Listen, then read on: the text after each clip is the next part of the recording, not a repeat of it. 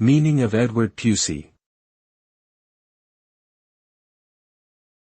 Edward Pusey. Edward Pusey. Edward Pusey.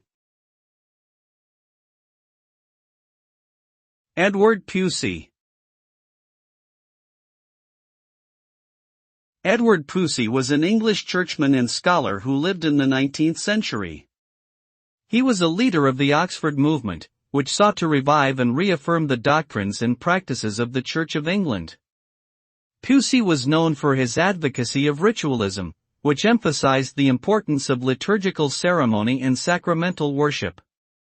Despite controversy and opposition, he remained committed to his beliefs throughout his life, and is remembered as a significant figure in the history of Anglicanism.